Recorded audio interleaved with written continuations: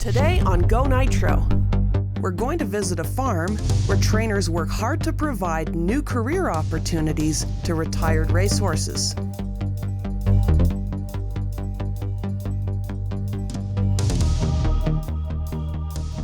It's one thing to watch the pros, it's another thing to train with them. But there's just one catch. They've had half their lives, we have half an hour.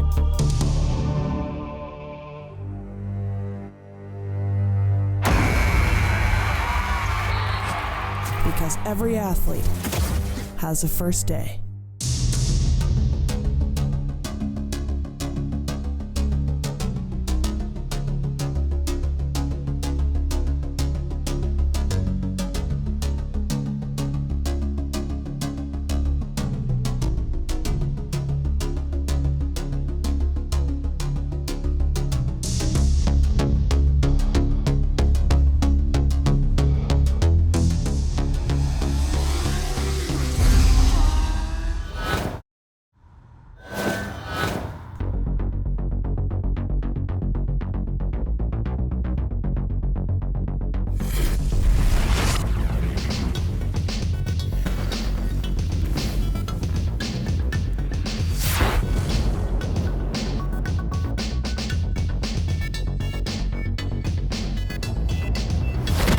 Here's the place. Here's the legend. Here I am. And my new teacher. I was a goalie for 15 years, but we've never done this before. Experience? Zilch.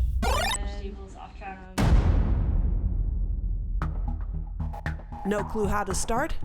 Less clue how to play. And neither do you when you start out. Because every athlete has a first day. And you've just been drafted.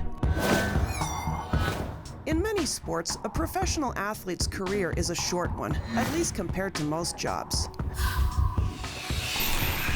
After that career is ended, the individual moves on to a new chapter where they pursue other goals and interests that are equally important contributors to society. However, historically, in the case of animal athletes, the outcome has often been a grim one. The off-the-track thoroughbred team at River's Edge Stables has been working hard at changing that. They take former racehorses that would have otherwise ended up at livestock auctions and retrain them for new careers. Today I'll be experiencing hands-on what it's like to work with these animals and learning some of the skills that the trainers need to develop to make it all happen. Our professor, professional trainer, Jody Bush. Let's see how we do. We call ourselves the River's Edge Stables off-track thoroughbred team, and we have 3 recently retired racehorses that will be traveling to Kentucky, to the Kentucky Horse Park, to the Thoroughbred Makeover, which is a massive thoroughbred retraining competition that happens every year. The goal of the competition is to show people that retired racehorses can have second careers, and also to showcase the skills of the trainers.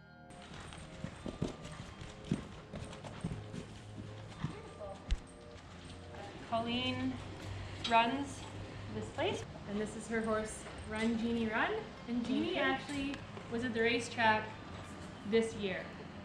Oh wow. Jeannie is 3 months ago.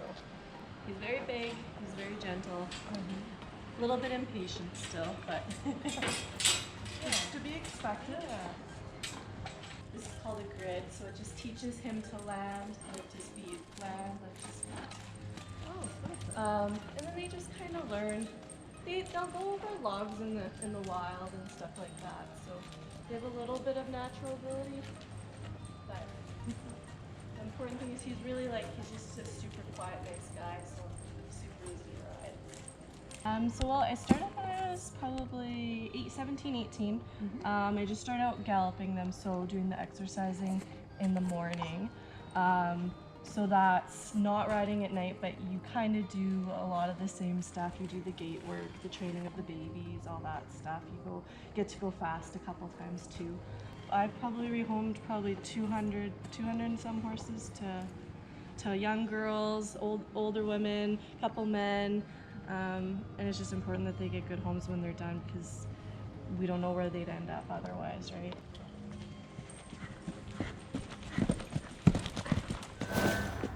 Thoroughbreds are natural jumpers. They also have a very sweet disposition, and they learn new tasks almost as quickly as they can run.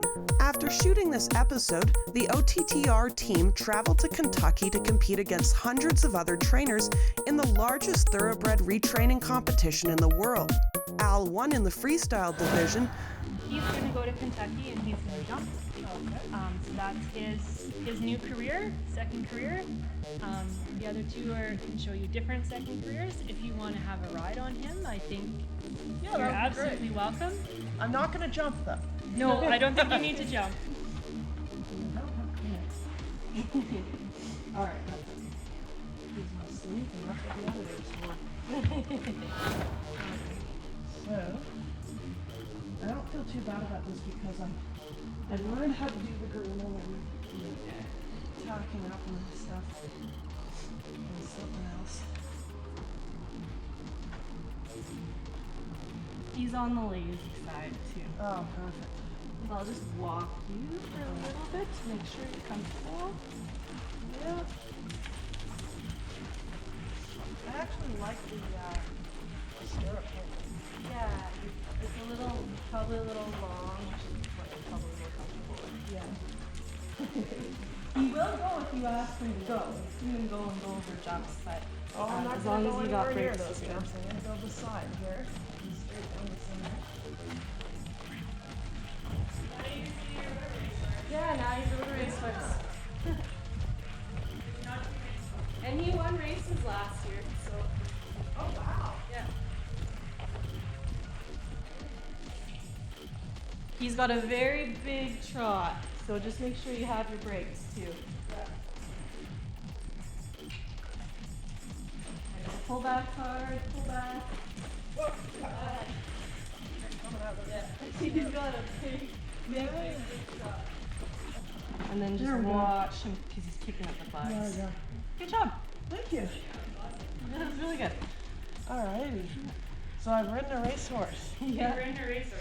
It was very easy to get going, but that is Normal. airborne trotting for sure. Yeah. Alrighty. Cool. When Al goes to competition in Kentucky, Al is entered in Racehorse, so we're going to do a Racehorse competition. There will be cattle, we'll have to work cattle. Okay. And he's coming along very good with that. We're also entered in the freestyle part of the competition. And in the freestyle competition, we're going to do a Liberty jump. Okay, what's that? That's what we'll show you today. Liberty is when you take all the ropes off your horse and your horse stays with you. It's really fun. It's all about the relationship with the horse. Sometimes they do run away. That's when they do. But we'll give you a little primer on how to do that. In here? Yeah. Okay. So Al is still very much got that racehorse thoroughbred personality and temperament. He wants to go fast, he likes to move, he's very sensitive, but he's also a very sweet guy and he's going to make a wonderful riding horse for his owners. When we do this Liberty training, we start just with a halter and a lead rope, and I use this stick in the string. This is not for beating on horses, this is as an extension of my arm. Because humans are tall, and horses are long, so if I wanted to be able to move and communicate with my horse, I need to be able to make my body long in order to talk to the front part of him and the back part of him. Because that's really the trick or the secret to Liberty. So I'll show you some of the primary training stuff that we do, then we'll take the halter off, I'll show you some of that stuff, and then I'll let you try a little bit of it. Awesome. The primary thing we do is we need to just get our horse going around us. He's going to go in a circle around me here. Now, once the rope is off, and I need him to come to me,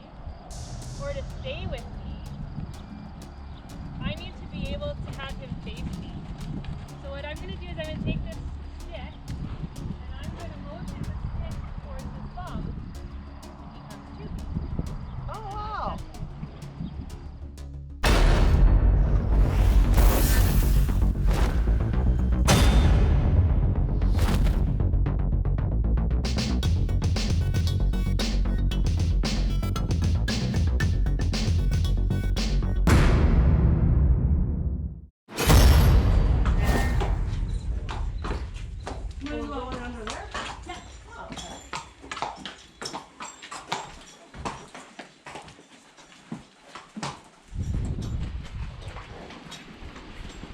His name is Papa Al. Okay. He left the racetrack over a year ago, and we started training for his second career in December. So when we go to the competition, he'll have 9. Oh, okay. Jeannie, the horse that you just met, he just left the racetrack this year, so he'll have like 4 or 5. Oh. And one thing you'll notice about Al is, like, compared to Jeannie, Al is downright fat. So Al's had quite a bit longer time to work on getting fattened up. And he looks very healthy. He is extremely healthy and he's a happy-go-lucky, healthy guy.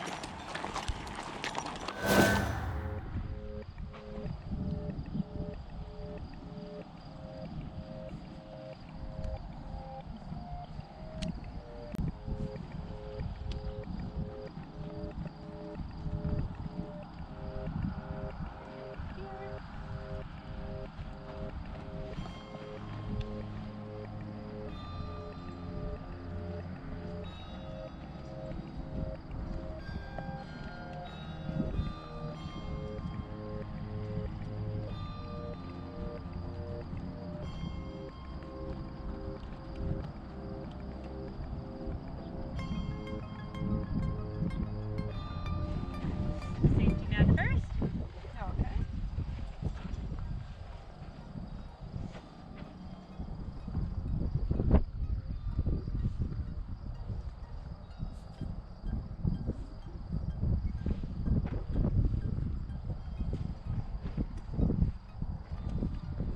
Rope, thank you. Okay. Now, I'll probably come in the middle of the circle. So you're just going to lead his nose out to the left. Wave the stick a little at him. Out you go. More towards his rib cage. It's really important when you're doing this that you're not backing up. So even right now, Emily, if you take a step backwards, Yep. he has been trained to stay right there in that position. Oh. And that's why I can run backwards and he stays with me. So when we want to get him to go out on the circle, it's really important that we are always walking forward. Because as soon as I turn my feet to go backwards, which we'll do right now, we all back up, see how he comes right in. Oh, Now okay. I will go forward and he goes away. And if we keep walking forward here,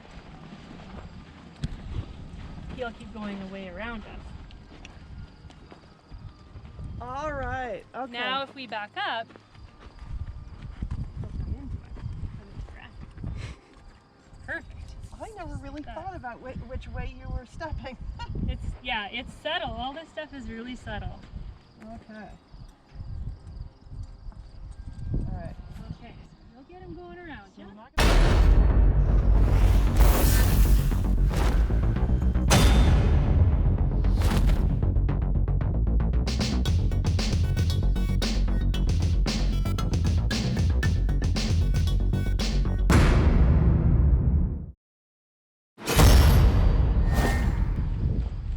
Yeah, you must be always going forward. No defense. Good. Now you go forward. Walk forward in a forward circle. Beautiful. Now, back up. Back up. Your feet go back. Oh, Now you play defense and he comes to you. Oh. Nice. Good boy. Okay.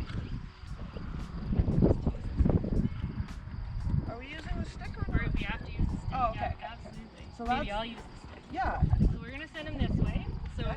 and you stay right close to me. Okay.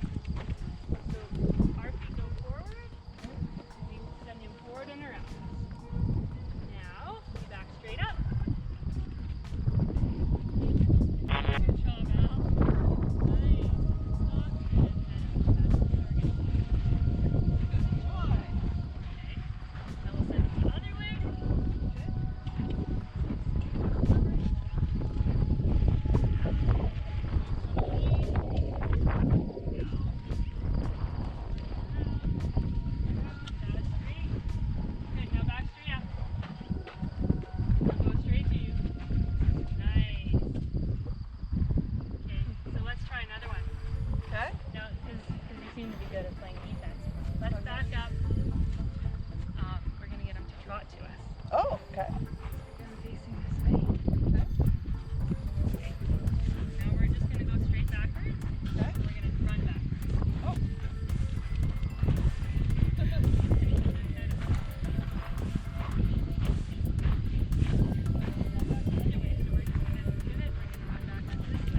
All right.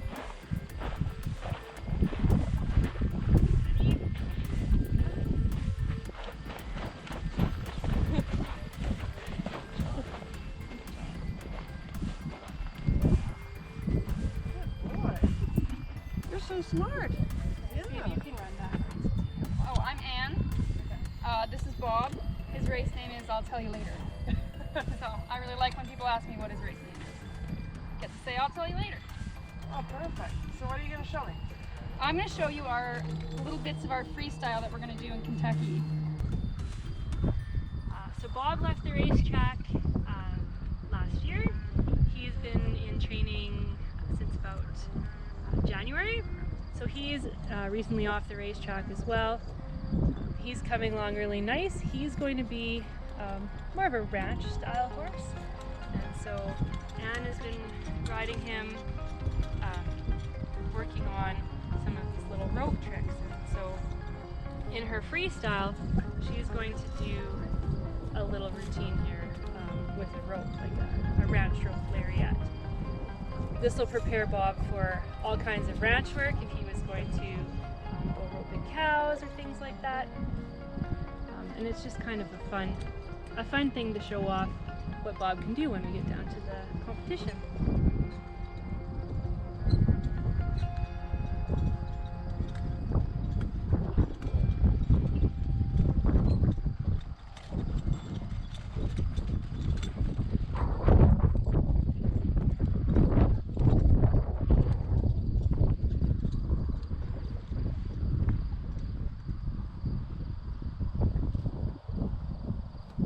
That's a maneuver you might have to do if you were branding a calf.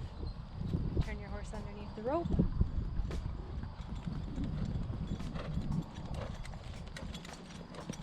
Coiling and uncoiling your rope is an important skill for a ranch horse and for a ranch cowboy.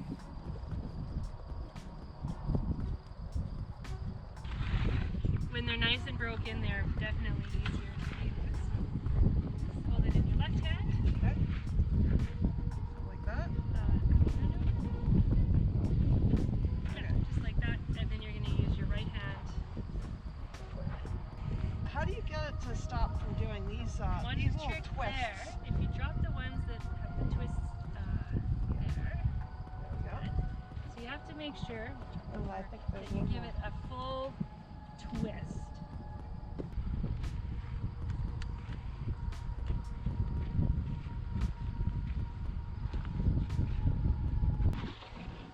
Wicked cool. Oh, I got a twist in that one.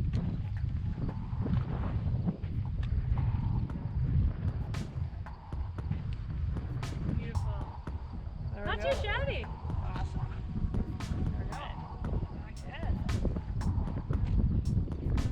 That's our team. Thank you so much. High five.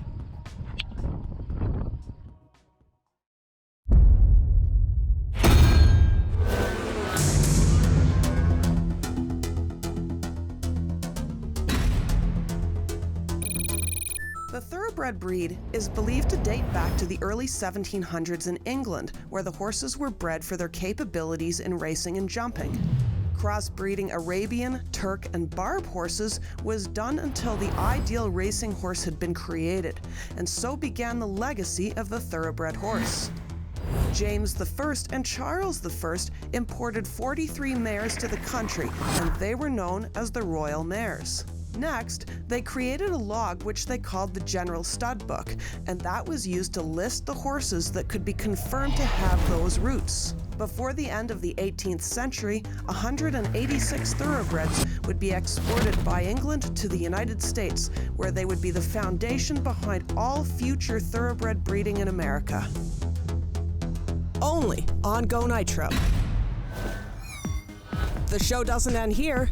Visit us online for your fix at gonitro.tv. You can follow us on Instagram, subscribe to our YouTube channel, and you can tweet us on Twitter. Go Nitro Access is brought to you by Melville, Saskatchewan. It's bigger on the inside. Aviva Canada. Salon services for Go Nitro provided by ID Hair Studio. Hair for who you really are.